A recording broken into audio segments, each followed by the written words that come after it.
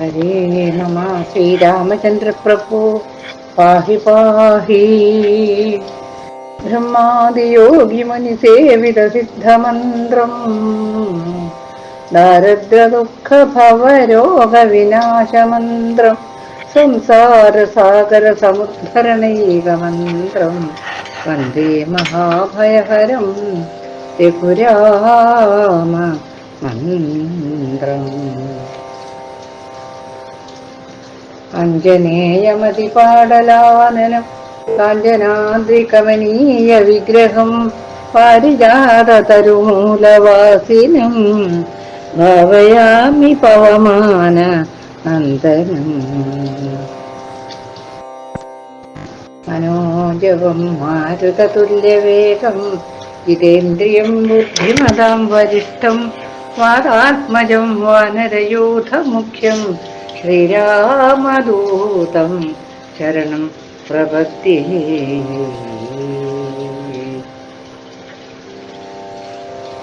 ആഞ്ജനേയ സ്വാമിക്കേ ജയ.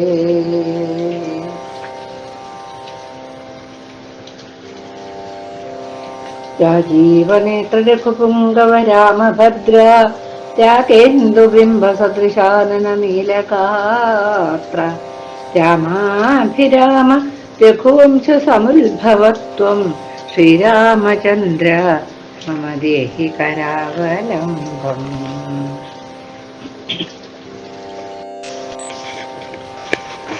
അപ്പൊ ഇവര്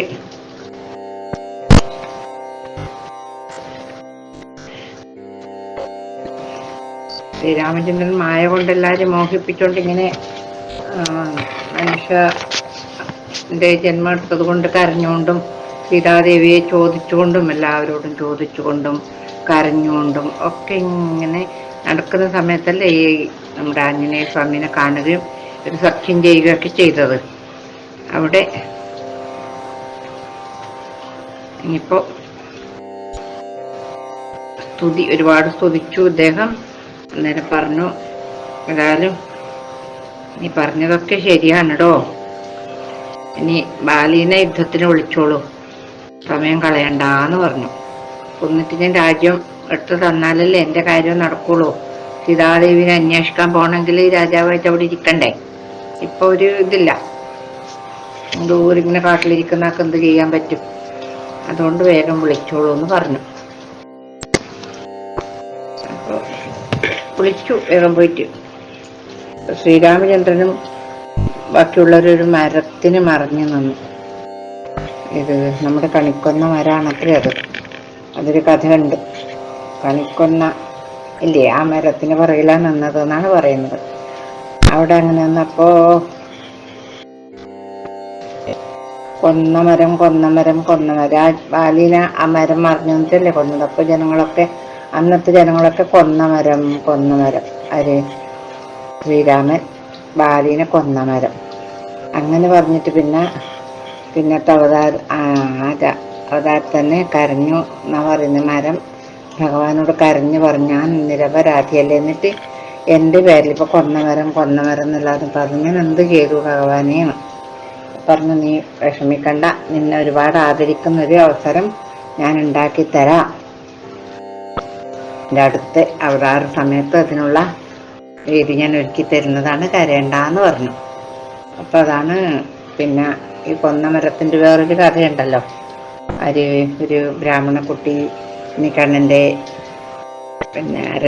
സ്വർണമാല മോഷ്ടിച്ചു എന്നും, അപ്പൊ മോഷ്ടിച്ചിട്ടില്ല, ഭഗവാൻ കൊടുത്തത്. അപ്പൊ മോഷ്ടിച്ചു ജനങ്ങളെല്ലാം കുട്ടീനെ കള്ളൻ എന്ന് വിളിച്ചു എന്നും.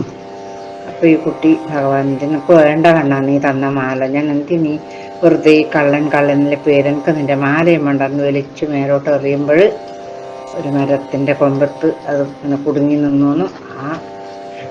അതെങ്ങനെ ഉണ്ടായിരുന്നത് ആ ഭഗവാന്റെ മാല, മാതിരി മരം നിറയെ പോത്തുലഞ്ഞു നിന്നു. അതാണ് കൊന്നമരം, കണിക്കൊന്നൊക്കെ. അതൊരു മേടമാസം ആവാനാവുന്ന സമയത്തായിരുന്നല്ലോ. ഭഗവാന് ഇഷ്ടമായി ആ പൂക്കള് വിഷുവിന്. അതൊരു കഥ പറയാം. അപ്പൊ ഇവിടെ ഇങ്ങനെ ഈ കൊന്നമരം എന്ന് പറഞ്ഞ ചാരി ഒളിച്ചു നിന്ന സമയത്ത് പോയിട്ട് യുദ്ധത്തിന് വിളിച്ചു. അലറിക്കൊണ്ട് വന്നു. അപ്പം വേഗം കൊടുത്തു ഒരു കുത്ത്. അരേ ഈ സുഗ്രീവൻ പറയിൽ ആളുണ്ടെന്നുള്ള ധൈര്യത്തിന് പറ്റും കുത്തിയതാണ്. അന്നേരം 10-100 കുത്ത് ഇങ്ങോട്ടും കിട്ടി. അങ്ങനെ അങ്ങോട്ടും ഇങ്ങോട്ടും എന്ന് പറഞ്ഞതുപോലെ പരസ്പരം കുത്തും എല്ലാം തന്നെ. അപ്പൊ ഭഗവാന് ശ്രീരാമൻ തിരിയുന്നില്ല, മനസ്സിലാവുന്നില്ല ഏതാണ് ബാലി ഏതാണ് സുഗ്രീവന്. അന്നേരം ഈ സുഗ്രീവനെ കൊന്നുപോകുമോ എന്ന് വിചാരിച്ചിട്ട് അസ്ത്രപ്രയോഗം ചെയ്യാതിരുന്നു ഭഗവാൻ. അന്നേരം ബാലിയെ കുറെ വെട്ടിക്കൊണ്ട് ചോര ഛർദിച്ചു പോയി ആയിരിക്ക് സുഗ്രീവനി. വന്നു കാട്ടിലേക്ക് വന്ന് അവിടെ വന്നിരുന്നിട്ട് കരയാൻ തുടങ്ങി. രാമനോട് കരഞ്ഞു പറയാൻ തുടങ്ങി, എന്തിനാണ് ശത്രുവിനെ കൊണ്ട് കൊല്ലിക്കണോ? അങ്ങനെയാണെങ്കിൽ അങ്ങേക്ക് തന്നെ എന്നെ കൊന്നൂടെ? ഞാനൊരു വധത്തിന് അർഹത ഉള്ള ഒരാളാണെങ്കിൽ എന്നെ അങ്ങ് തന്നെ കൊന്നാൽ മതി. ശത്രുവിനെ കൊണ്ട് എന്തിനു കൊല്ലിക്കുന്നു? അങ്ങ് പറയുന്നെല്ലാം സത്യം എന്ന് ഞാൻ വിചാരിച്ചിട്ടുണ്ടായിരുന്നു. അത് വെറും കളവാന്ന് എനിക്കിപ്പോ മനസ്സിലായി.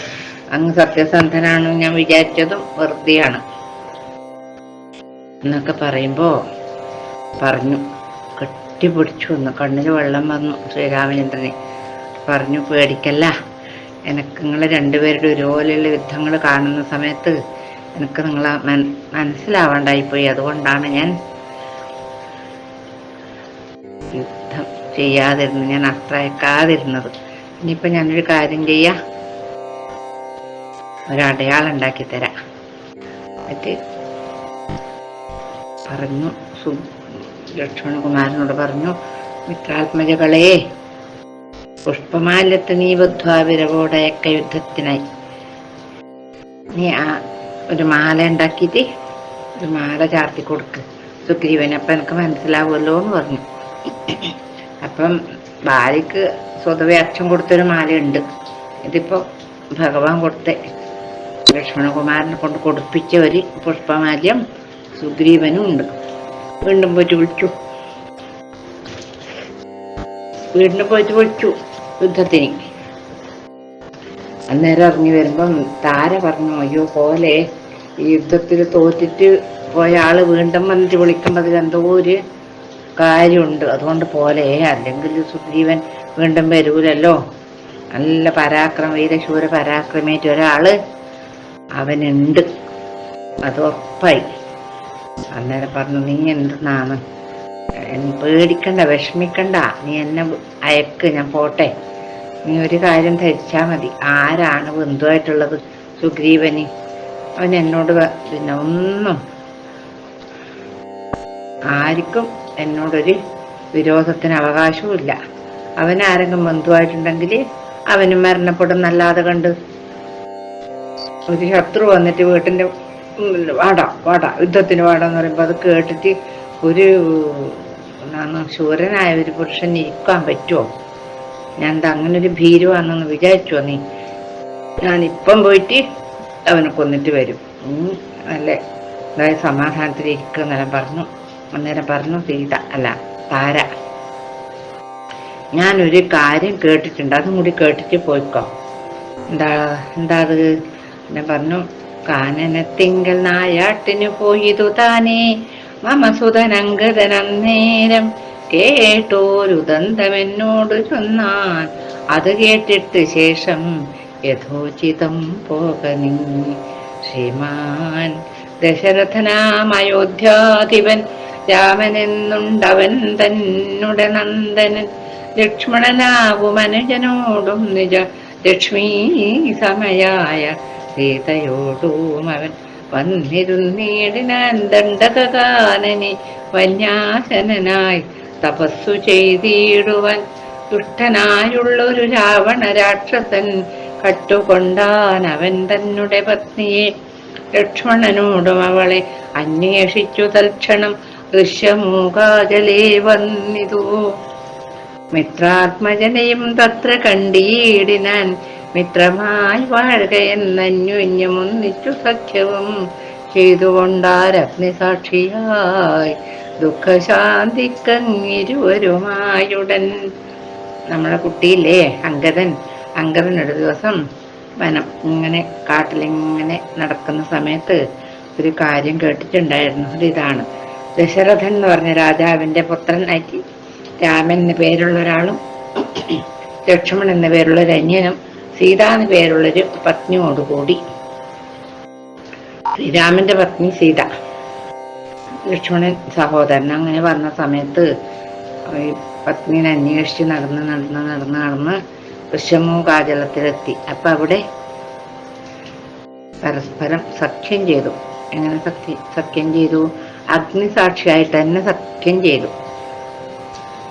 പിന്നെ അങ്ങയെ കൊന്നിട്ട് രാജ്യം സുഗ്രീവന് കൊടുക്കാമെന്ന് ശ്രീരാമനും സീതാദേവിനെ അന്വേഷിച്ച് കണ്ടുപിടിച്ച് തരാമെന്ന് സുഗ്രീവനും സഖ്യം ചെയ്തിട്ടുണ്ട്. അതുകൊണ്ട് തന്നെയാണ് ഇപ്പോൾ യുദ്ധത്തിന് ആ ധൈര്യം കൊണ്ട് തന്നെ വന്നത്. അതുകൊണ്ടൊരു കാര്യം ചെയ്തോ, എല്ലാ ഇഷ്ടക്കേടും ആ വിരോധമൊക്കെ ഒഴിവാക്കിയിട്ട് സുഗ്രീവനെ ഇളയ രാജാവായിട്ട് അഭിഷേകം ചെയ്തോ. എന്നിട്ട് രാമന്റെ പാദത്തിൽ പോയി വീണിട്ട് നമസ്കരിച്ചിട്ട് ആരെ രാജ്യവും കുലവും എല്ലാം ശ്രീരാമനെ കൊടുത്ത് നമസ്കരിക്കണമെന്ന് പറഞ്ഞിട്ട് താര ഇങ്ങനെ കരയുന്നു. അപ്പൊ പറഞ്ഞു, പേടിക്കണ്ട, നിന്റെ സ്ത്രീ സ്വഭാവം കൊണ്ടാണ് എനിക്കിങ്ങനെ പേടി, ഒറ്റ ലേശം നീ പേടിക്കണ്ട. അവരാണ് വന്നതെങ്കിലോ, ശ്രീരാമലക്ഷ്മണന്മാർ വന്നതെങ്കിൽ അവരെന്നോട് കൂടെ തന്നെ കൂടും. എൻ്റെ അത്ര സ്നേഹമായിരിക്കില്ലത് രാമനോട്, ആയിരിക്കില്ല. എനിക്കറിയാം, മഹാവിഷ്ണുവാണ് ശ്രീരാമനായിട്ട് അവതരിച്ചതെന്നും ഭൂമിയുടെ ഭാരം കളയാൻ വേണ്ടിയിട്ടാണെന്നൊക്കെ എനിക്കറിയാം. ഭഗവാൻ അങ്ങനെ പക്ഷഭേദമൊന്നുമില്ല. ഞാൻ പോയിട്ട് പാദ നമസ്കാരം ചെയ്തിട്ട് ഇങ്ങോട്ട് കൂട്ടിക്കൊണ്ടുവരും. എന്നെ കൊണ്ടല്ലേ ഉപകാരം ഉണ്ടാവില്ലേ എന്നെക്കാളോ? എന്നെ എന്ത് കഴിയുന്നൊന്നും കഴിയൂല. ഞാനല്ലേ എല്ലാറ്റിനും. ഞാൻ പിന്നെ രാവണനെ ബാല്യം കെട്ടിയിട്ടിട്ട് വന്നാളല്ലേ, നീ കണ്ടതല്ലേ അത്. അപ്പോ എൻ്റെ അത്ര ഭക്തിയൊന്നും സുഗ്രീവനുണ്ടെന്ന് എനിക്ക് തോന്നുന്നില്ല. അതുകൊണ്ട് ഞാൻ പോയിട്ട് ശ്രീരാമചന്ദ്രന്റെ പാദത്തിൽ വീണ് കൂട്ടിയിട്ട് വരാം, പേടിക്കണ്ടെന്ന് പറഞ്ഞതിനാണ് ഞാനിപ്പോ പോന്നത് എന്ന് പറഞ്ഞു. യോനെ കൊന്നിട്ട് സുഗ്രീവനെ വധിച്ചിട്ട് ഞാൻ ശ്രീരാമനെയും കൂട്ടി ഇങ്ങോട്ട് വരാമെന്നാണ് പറഞ്ഞത്. അന്നേരം താര ഒന്നും പറയുന്നില്ല, കരഞ്ഞ് അകത്തേക്ക് പോയി. അപ്പൊ ഇവര് വന്നു, പല്ലും കടിച്ചിട്ട് അന്ന് ഗംഭീരനായിട്ട് വന്നു. അങ്ങോട്ടും ഇങ്ങോട്ടും മുഷ്ടിയുദ്ധാണ്, ഗംഭീരപ്പെട്ട മുഷ്ടിയുദ്ധം.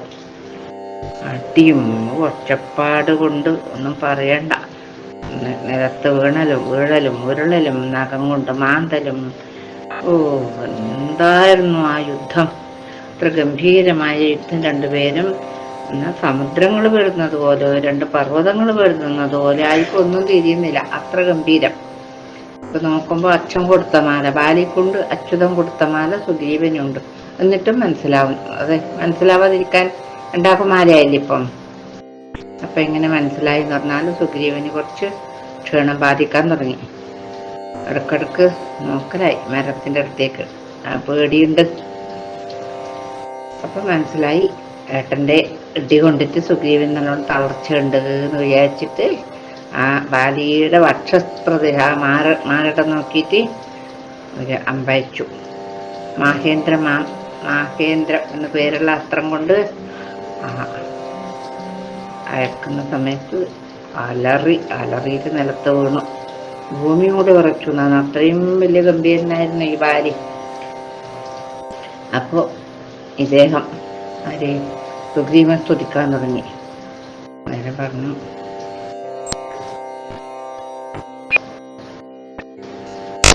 ഇദ്ദേഹം സ്തുതിച്ചിട്ട് പറഞ്ഞു, ഇടയ്ക്കൊരു ബോധക്കേട് വരും, പിന്നെ ബോധം വരുന്ന സമയത്ത് നോക്കി. അന്നേരം പറഞ്ഞു, എങ്ങനെ ശ്രീരാമചന്ദ്രനെ കണ്ടു. എങ്ങനെ കണ്ടു? ബാണവും ദക്ഷിണഹത്തെ ധരിച്ചന്യപാണിയിൽ ചാപവും ചീരവസനവും തുണീരവും മൃദുസ്മേരവതനവും ചാരുജടാമകുടം പൂണ്ടിടം വെട്ടമാറിടത്തിങ്കൽ വനമാലയും പൂണ്ട് ചാർവായുധങ്ങളായുള്ള ഭുജങ്ങളും ദുർവാതളച്ഛവി പൂണ്ട ശരീരവും പക്ഷഭാഗെ പരിസേവിതന്മാരായ ലക്ഷ്മണ സുഗ്രീവന്മാരെയുമഞ്ജസാ കണ്ടു ഗർഹിച്ചു പറഞ്ഞിതു ബാല്യമുണ്ടായ കോപഖേദാകുലചേതസ. നോക്കുന്ന സമയത്ത് കണ്ടു. എങ്ങനെ കണ്ടു?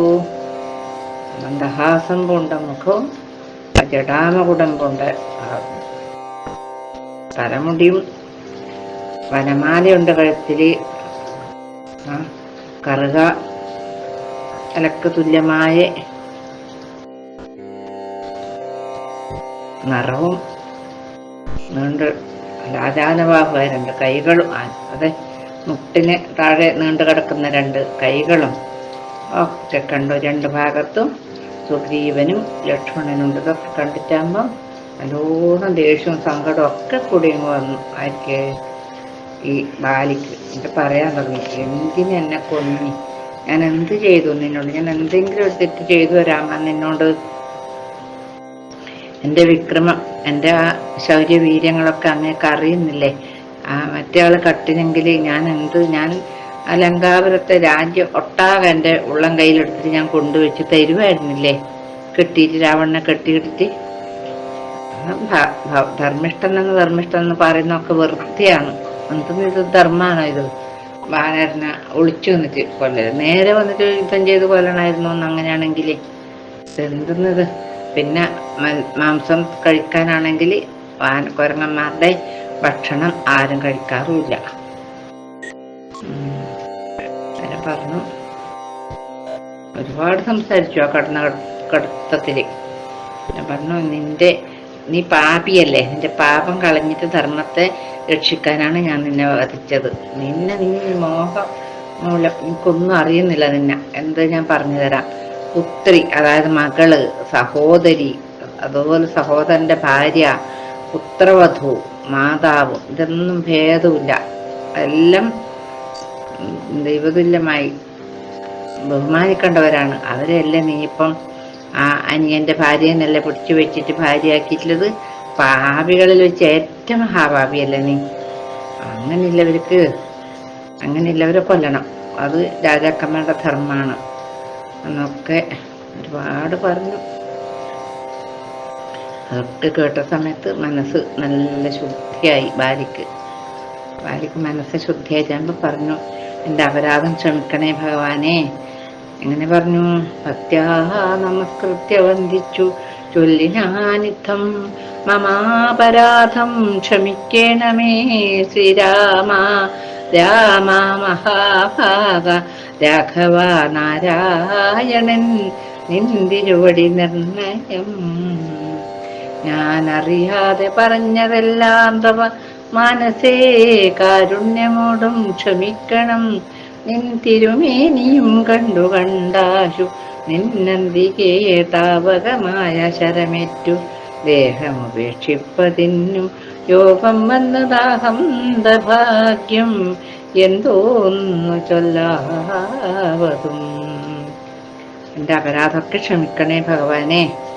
ശ്രീരാമചന്ദ്ര പ്രഭു, അങ്ങ് നാരായണനാണെന്ന് എനിക്ക് മനസ്സിലായി. ഞാൻ അറിയാതെ എന്തൊക്കെയോ പറഞ്ഞു പോയിട്ടുണ്ടെങ്കിൽ ആ കാരുണ്യത്തോടുകൂടി അതൊക്കെ ക്ഷമിക്കണം. അങ്ങയുടെ തിരുമേനി കണ്ട് അങ്ങയുടെ അമ്പ് കൊണ്ട് മരിക്കാനുണ്ടായ യോഗം ഇതൊരു എല്ലാവർക്കും കിട്ടുന്നതല്ലല്ലോ. യോഗികൾക്കും പോലും കിട്ടൂല. മോക്ഷപ്രദല്ലേ ഭഗവാനെ അങ്ങയുടെ ദർശനം. അതുമാത്രമല്ല, അങ്ങയുടെ നാമം ജപിച്ചുകൊണ്ട് മരിക്കുന്നവർക്ക് മോക്ഷം കിട്ടിയവർക്ക് പിന്നൊരു പുനർജന്മം ഇല്ല എന്നല്ലേ പറയുന്നത്. അതുകൊണ്ട് അങ്ങയുടെ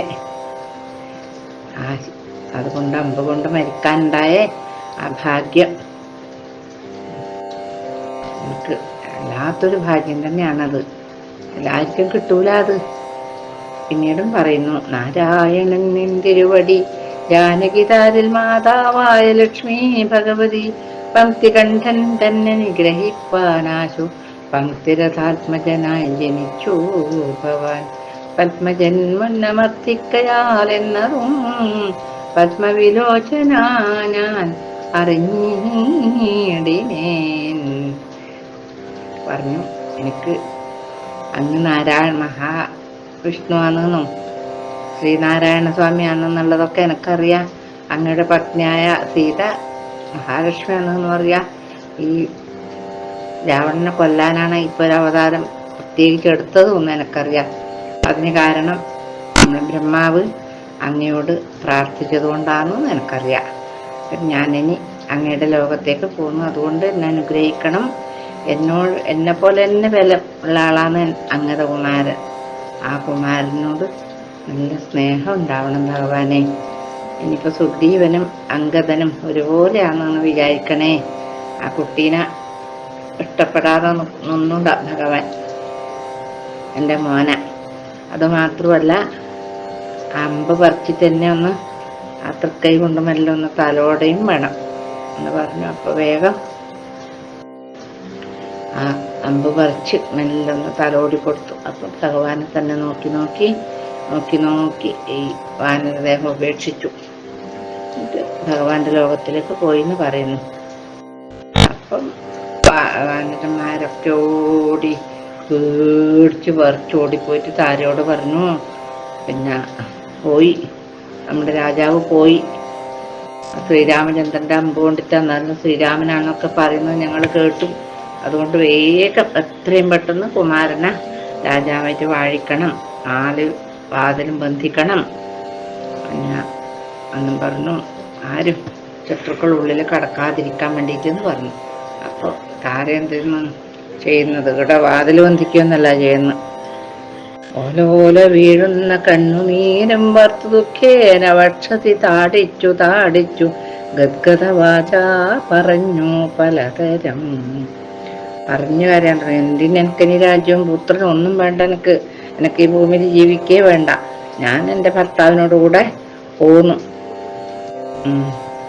അന്നേരം കരഞ്ഞുകൊണ്ട് നിൽക്കുന്ന ആ രക്തപാംസുക്കളണിഞ്ഞു കിടക്കുന്ന ഭർത്തൃകളേവരും കണ്ട് മോഹം കൊണ്ടു പുത്രനോടും കൂടെ ഏറ്റവും വിവശയായി പോയി. മോനെയും കൊണ്ടുപോയിട്ട് ആ പാദത്തിൽ കൊണ്ട് കരയാൻ തുടങ്ങി. ഒരു തരം കരഞ്ഞു പറഞ്ഞു, എന്നാ എൻ്റെ ഭർത്താവിൻ്റെ കൂടെ പോവാൻ ഇടവരുത്തണം, അങ്ങ് എന്നെയും കൂടി കൊന്നു തരണം.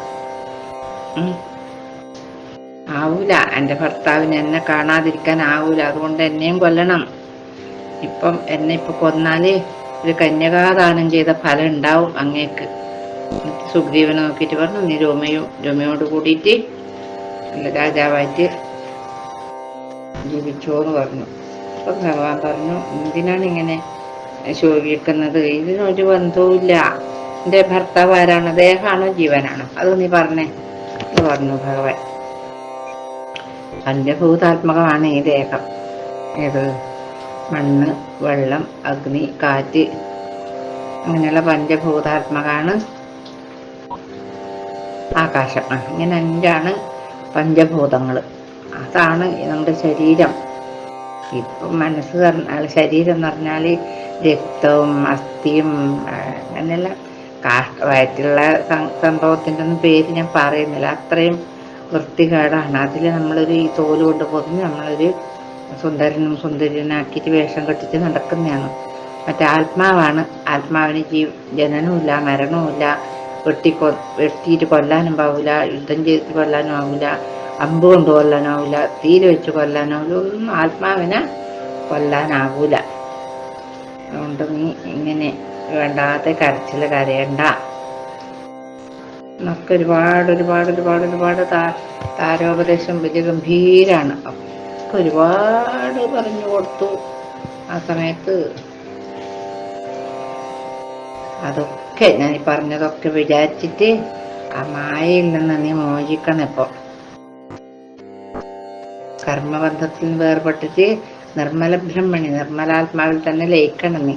നിനക്ക് കഴിഞ്ഞ ജന്മത്തിൽ എന്നോട് നല്ല ഭക്തി ഉണ്ടായിരുന്നു, അതുകൊണ്ടാണ് എൻ്റെ രൂപം നിനക്ക് കാട്ടിത്തന്നത്. അതുകൊണ്ട് ഈ താപമൊക്കെ ഈ സങ്കടമൊക്കെ കളഞ്ഞിട്ട് എൻ്റെ ഈ രൂപം ഉണ്ടല്ലോ, ഈ രൂപം ധ്യാനിക്കുകയും എൻ്റെ വാക്കുകൾ എപ്പോഴും ഓർമ്മിക്കുകയും ചെയ്താൽ നിനക്ക് മോക്ഷം വരും, നീ കരയണ്ടെന്ന് പറഞ്ഞു. അന്നേരം വിസ്മയം, നല്ല അത്ഭുതപ്പെട്ടു, നമസ്കരിച്ചു. അതാണ് പറഞ്ഞത്, സജ്ജന സംസർഗം കൊണ്ട് അത്ര വേഗം നന്നാവും എന്ന് പറഞ്ഞത്. ആ ഭഗവാനോടുള്ള സംസർഗം കൊണ്ട് അത്ര സമയം കൊണ്ട് താര നല്ല മുക്തി കിട്ടിയെന്നാ പറഞ്ഞു. ജീവൻ മുക്തിയായി അവള്. വിഗ്രഹലംബി സങ്കടമൊക്കെ പോയി. സുഗ്രീവന് ഇതൊക്കെ കേട്ടുമല്ലോ. യജ്ഞാനെല്ലാം അകന്നിട്ട് സ്വസ്ഥനായിട്ട് താമസിക്കാൻ തുടങ്ങി എന്ന് പറയുന്നത്. ഇനിയിപ്പം സുഗ്രീവ രാജ്യാഭിഷേകമാണ്. അത് നമുക്ക് അടുത്ത എപ്പിസോഡിൽ നോക്കാം.